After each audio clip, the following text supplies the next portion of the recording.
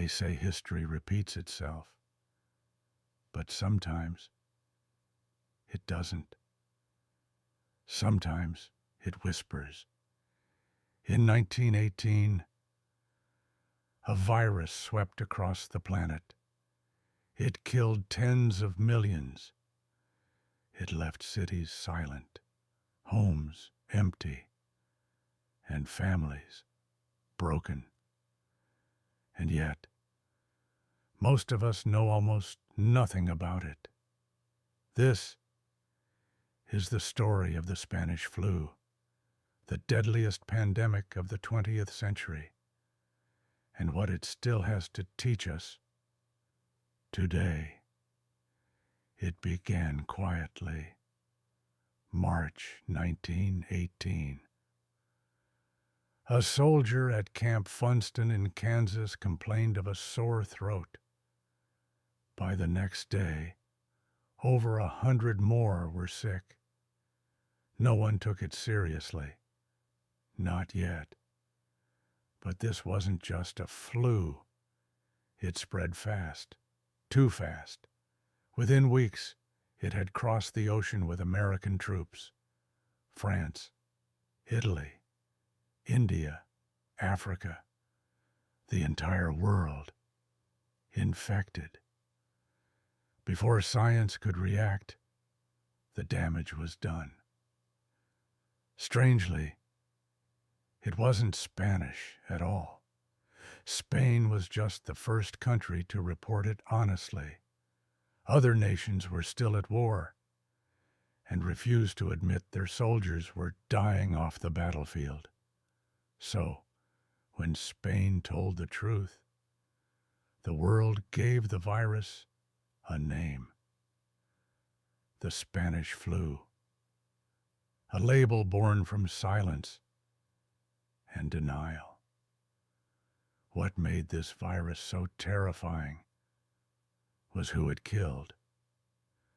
Not the elderly, not the weak, but the young, the strong, men in their 20s, pregnant women, children. One day you'd feel fine. The next, you couldn't breathe. Your skin turned blue, your lungs filled with fluid. Some died within 12 hours. Entire families gone in a week. In some cities, bodies were left in the streets. Morgues were overflowing. Horses pulled carts full of the dead, and still, people resisted. In Philadelphia, a massive parade was held. Despite all warnings, thousands attended. Thousands died. Fear spread faster than the virus. Rumors, fake cures, conspiracies. Sound familiar? When the virus finally burned out in 1919, more than 50 million people were gone. But it wasn't just loss. It was a moment of reckoning. People began to ask questions. Why weren't we prepared? Why was the truth hidden? Why was health care only for the privileged? From that grief came change. Sanitation, clean water, public health care.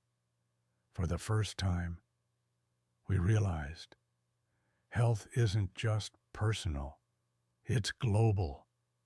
This moment led to reforms, new institutions, and eventually the birth of the World Health Organization.